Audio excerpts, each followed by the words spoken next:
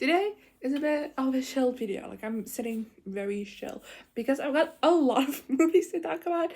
Because while the SAG-AFTRA strike was happening, I decided to not talk about movies or TV shows on my channel. Just a decision I made.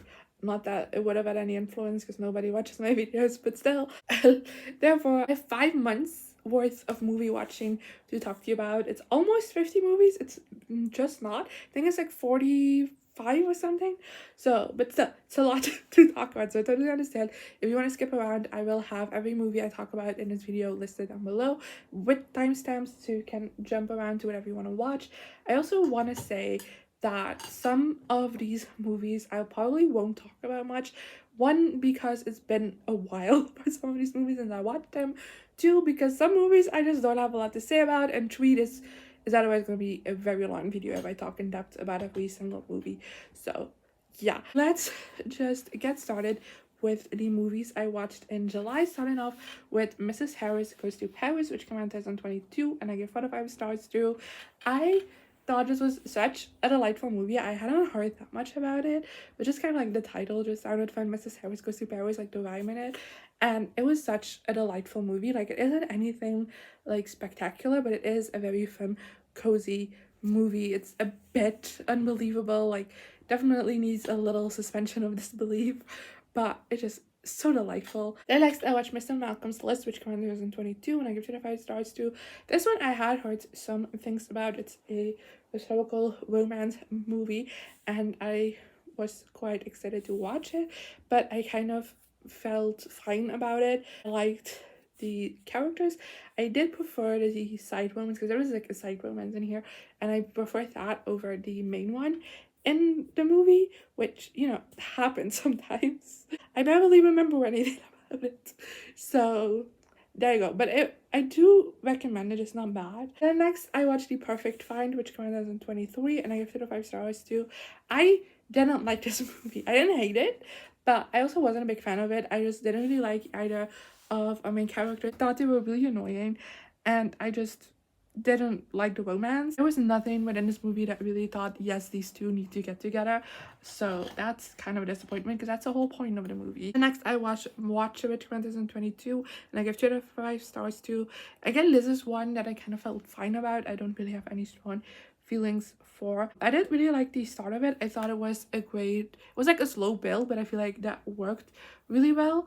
It's just that I felt like the movie was very predictable, which is odd because a lot of reviews that I've seen for this movie said, even like negative ones, said that it took like an unexpected turn. And I was like, I saw every single second of this movie coming. What are you talking about? And next I rewatched Other, which came out in 2021, and I give 2 to 5 stars to. When I originally watched this, I said I need to rewatch this to fully like form my thoughts on it, because it feels like now we're just like filled with nostalgia.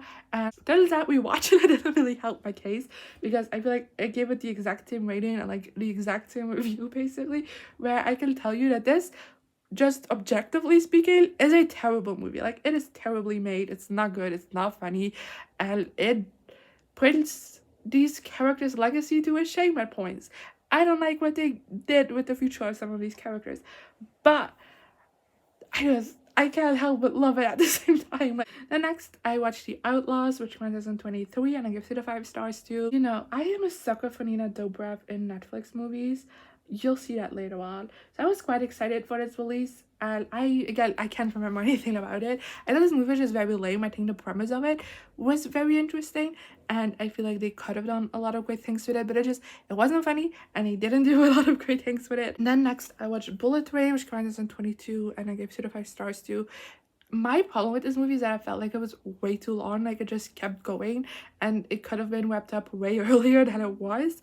And it could have been so much shorter, and it would have been so much more enjoyable, because I do think this starts off strong and like interesting, but it just, God. I thought this movie was about to wrap up like 10 times while watching it, and it wasn't. Then next I watched Never Been Kissed, which came out in 1999, and I give 2 to 5 stars to. The thing is, movies like this, the premise I think always sounds interesting, but when it comes to the romance, they always got a little questionable. They do. There was just something about this as well, where the romance, like, technically there was nothing wrong with this. They never cross a line. But you know, it still feels icky. And there was just something about movies with premises similar to this that just always do that. And I don't know why I keep watching them, but I do. Because one day there has to be one that actually does it right, you know? Then next I watched Jonas Family Woes, which came out in 2021, and I give it a 5 stars too, which I don't know why I watched this, but I did. And I thought it was fine, but they kept rehashing the same jokes over and over and over again, and at a certain point it wasn't funny anymore. My biggest flex though is that I watched this before the divorce of Joe and Sophie, and I'm glad I did, because otherwise I couldn't have watched this the same way. Then next I rewatched Anubis Het Pad, Zonden, which came out in 2008, and I gave 5 stars too. I can't look at anything Anubis objectively, and again, this was before they announced the sing-along, so look at me predicting the future. Anubis was my whole childhood. I still love it, and I still love this movie. So then the next movie I watched is Anubis and the Wraak van Arghus, which came out in 2009. And I also gave out 5 stars too. If I watched the first movie, I'm gonna watch the second one. I do like this a little bit less than the first one, but I do also really adore this movie. Then we're moving on to the movies I watched in August. Starting off with The Perfect Man, which came out in 2005, and I give 1 of 5 stars to this one. To me, suffers from the focus being on Hilary Duff's character. I feel like if it was more so focused on the mom and kind of like told through her perspective, I feel like this could have worked. But the way it was executed now, I just hate it, because Hilary Duff's character, I don't remember her name, she's the absolute worst. Like, oh my god, I hated her so much. And yeah, then next I watched Sydney White, which came out in 2007. I gave 1 star too. Again, this one I didn't like. And in my review, I feel like this is the best way to sum it up. I said, I'm not entirely convinced a single woman was involved in the creation of this, because this generally feels like the most like incel fantasy movie that there exists. Like, everything about this just like gave me the ick. And next I watched Red, White and Royal Blue, which went in 2023, and I gave out 5 stars too. And you know, I'm not gonna sit here and say that this was the best movie ever, because it was not. It's not even the best movie adaptation ever. I feel like it left out a lot of things from the book, and I do think that if you have not read the book, this movie won't feel good to you, because it washes through a lot of character development, a lot of romance development, and it leaves out just like moments to breathe. And like, I don't know how they did that, because the movie is like 2 hours long, and yet it felt like a greatest hits compilation of the book, you know? Like, all of the like meat to the story was just like cut out. So I don't know how they did that, but I'm gonna say that I love watching this movie. I was obsessed with it. I had to hold myself back from immediately rewatching it, which is not a thing I do typically at all. And yeah, I fucking loved it. I sobbed. That's all you gotta know. Then next I watched Marcell the Shell with Shoes On, and which came out in 2021, and I got 5 stars too. I feel like this movie was very hyped last year, and I was wanting to watch it back then, but I just never got around to it because I was kind of intimidated by it, and I was scared that I was gonna be the only person on earth who didn't like it. And then I did get over myself this year, and I watched it, and I fucking loved it. Like, oh my god, this movie is so precious, and Marcell himself is so precious. I loved every second of this. It's such a simple movie, and yet it's so full of heart, and I cried. And what else do you need to know? And next I watched 20th Century Girl, which came out in 2022, and I gave it 5 stars too. I'm just gonna say that when I watched this, I was also around the time that I really started getting into K-dramas, and Netflix kept recommending this movie to me, so I just put it on thinking it was a rom-com. That was one. I mean, it is a romance movie, but that ending is fucking devastating. I'm not gonna say much more because I don't want to spoil it for you, but if you don't want to cry, don't put on this movie. Then next I watched You Are So Not Invited to My About Mitzvah, which went in 2023, and I gave it 5 stars too. I don't know what compelled me to watch this, but I read the synopsis of it on Netflix and it sounded fun, so I watched it. And it's a very cliche teen movie. I will say that there's like nothing in this that you haven't seen before, but it is times a dozen. But I did still quite enjoy this. The only problem I kind of had with this is that I feel like the best friend character was just as bad of a friend as our main character, but only our main character got flack for it, and I just felt like, you know, I felt like she needed a bit more of a comeuppance than she got. Then next, I watched Murder Mystery, which comes as a 19, and I give it a 5 stars too. Again, I don't know why I watched this. I finished You're So Not Invited to My Bat Mitzvah, and this was Netflix recommended this to me, so I clicked on it. And you know what? I had a fun time. It isn't a good movie, it isn't a good mystery, but I did have a fun time, and I do like that this didn't take itself seriously, like, at all. I feel like if it tried to take itself seriously, it would have been so much worse than it ended up being. Then after that, I did immediately watch Murder Mystery 2, which commences in 23, and I give it a 5 stars too. I actually like this more than the first one, as you can tell by my star ratings. I thought it was funnier, but for the rest, it's the same. This one is a bit more action movie leaning than just mystery movie, but I liked it. I thought it worked. And again, it's a silly, goofy time, like, don't take it seriously. And next, I watched the Stepford Wives, which comes in at 4, and I give it a 5 stars too. This is one that, when Don't Worry Darling came out last year, this is a movie that I got, like, compared to a lot, and the two movies were, like, brought up in discussion together a lot, at least from what I saw. And I understand that so much, because they do deal with very similar themes, just executed very differently. And I've been curious to watch this one ever since, and I finally got around to it, and I wasn't a fan of it. I don't think there's anything particularly wrong with it. It's just that it was extremely boring. The next, I watched Choose Love, which comes in 23, and I give it 5 stars too. I am gonna say that the only reason this isn't a 1 star is because of the Infect development, because that was fun. For the rest, this was not a great rom-com. I feel like all 3 options were extremely underdeveloped, and there is a superior option. It's not the one I wanted to go with, but the movie makes it very obvious there's one option that is the only right one, and I hate when movies do that. Like, if you want to give me choice, like, each guy has to be developed just as equally. Each relationship needs to be worth an equal amount, you know, so that when I end up with any one of them, I'd be just as satisfied. That was not the case. Then in September, I watched Knock at the Cabin, which went in 23, and I give it 5 stars too. This one just kind of fell flat for me because I just felt like this could have benefited from a more open ending, which, from what I've heard, the book does have a more open ending than the movie, so I might have to read the book. But I feel like the ending just wrapped things up a little bit too neatly, and I feel like it would have been a bit more interesting if we left things open a bit more and had a couple more questions left. Then next, I watched the Super Mario Brothers movie, which comes in 23, and I give it 5 stars too. I've seen a lot of hate for this movie, and I don't get it, because it's a fun time. It's very colorful, it's very bright, it's very fun, it's a blast, and y'all are just bitter. Like, yes, it's not the best movie ever made, the best animated movie ever made, though I'm not saying that, but some of you just don't know how to have fun anymore, and it shows. Then next, I watched Megan, which came out in 2022, and I give it 5 stars. So I feel like this wasn't as fun as I was expecting, and it wasn't as scary as I was expecting. So it didn't really deliver on either front for me. So therefore, it ended up being a bit of a disappointment to me. Then we're moving into October. Started with Ice Cold, Murder Coffee, and Jessica Wongso, which came out in 2023, and I give it 5 stars too. Again, this is just a thing Netflix recommended to me, and I was like, okay, fine. There was no other reason why me watch this, because it's a true crime documentary. I don't watch that often, but I did think this was a very interesting case. I never heard about it, and just also the way this documentary was told was very interesting, because the way it kind of like first lays out the event, you're like, oh, this is clear cut, why are they making a documentary about this?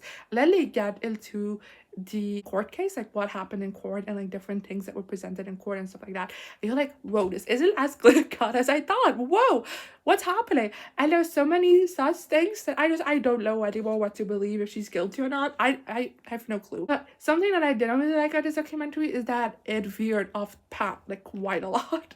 Like, we spent so much time with stuff that did not matter at all. Then I watched Just Go With It, which commences an 11. I give it 5 stars too.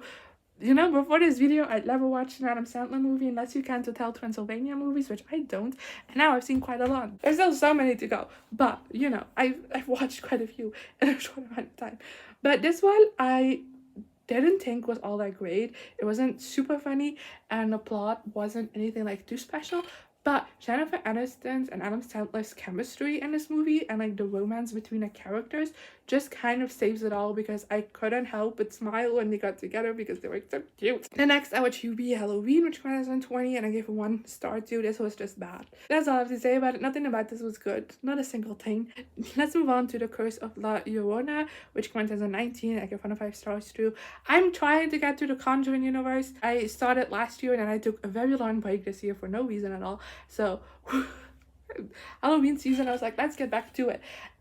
This one I didn't like. It's not my least favorite Conjuring movie, because that's The Nun, because that one just was so boring that I wanted to bash my head in, and this was at least watchable for me, but it wasn't good. It wasn't scary. It didn't have like a captivating plot. It's extremely forgettable, and yeah. The next I watched Annabelle Comes Home, which comes in 2019. I give it 5 stars too.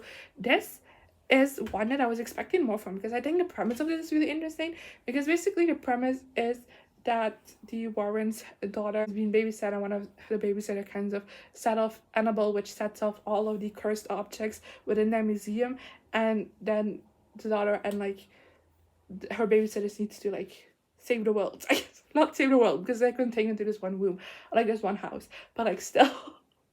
I know that was such an interesting kind of idea, but it took so long, I feel like, for us to get to the scary parts. Like the build towards it was just a bit too slow for me, and I don't know, I wasn't that invested in it, and I didn't think it was that scary, and I feel like they could have done so much more cooler things with it. Then next I watched The Conjuring, The Devil Made Me Do It, which came in 2021, and I give it 5 stars too, which is such a disappointment, because I love the Conjuring movies, like the ones with actual conjuring in the title, and I think Adam and Lorraine Warren as characters, the real people can fuck off, they're dead. I don't like the real people, but the characters I really like. I think they're very compelling. The actors of them are really great.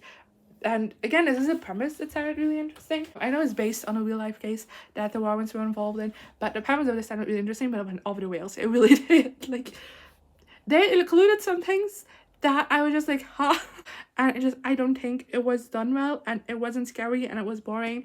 And I feel like it shouldn't hold the same name as The Conjuring 1 and The Conjuring 2, because those things still freak me out. The next I watched Louis Tomlinson, All of Those Voices, which comes out in 2023, and I give 1 of 5 stars too. I'm a Louis girly.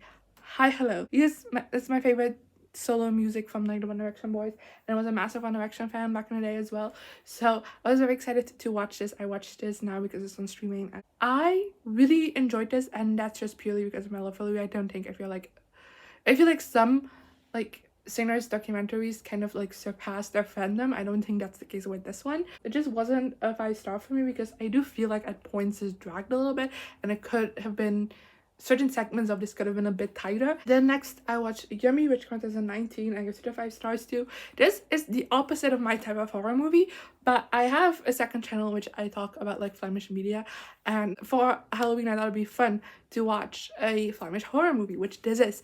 I didn't check how gory it was, and it's very, very gory, like so gory, and I can't handle gore.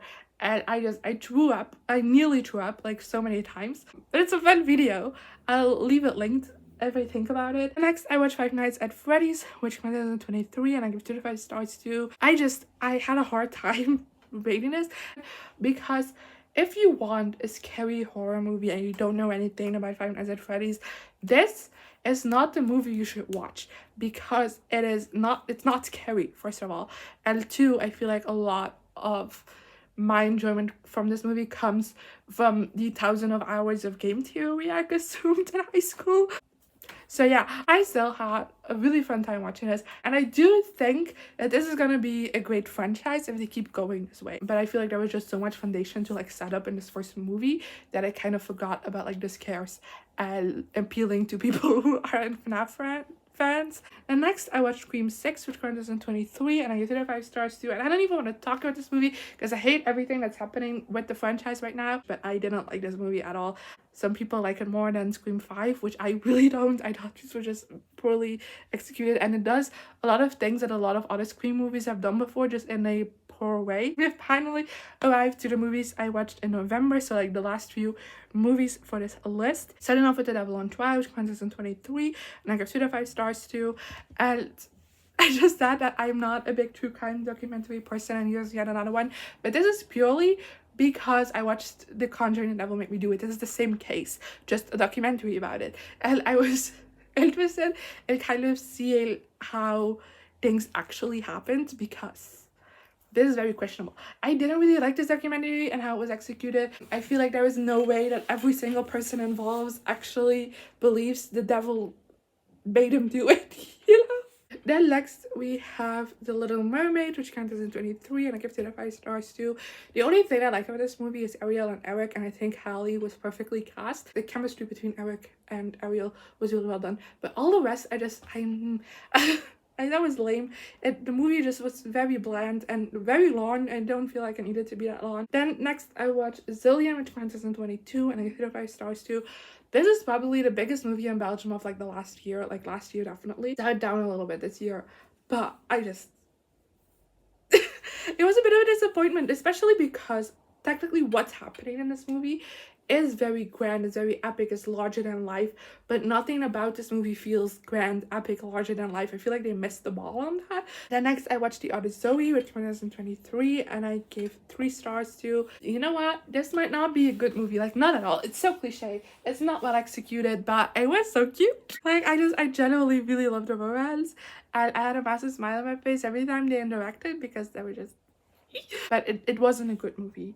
But, you know. Then next, I watched Bottoms, which came out in 2023, and I gave it 5 stars too. And I feel like the only thing I can say for this movie is the girls that get it, and the girls that don't. And I was one that got it very much.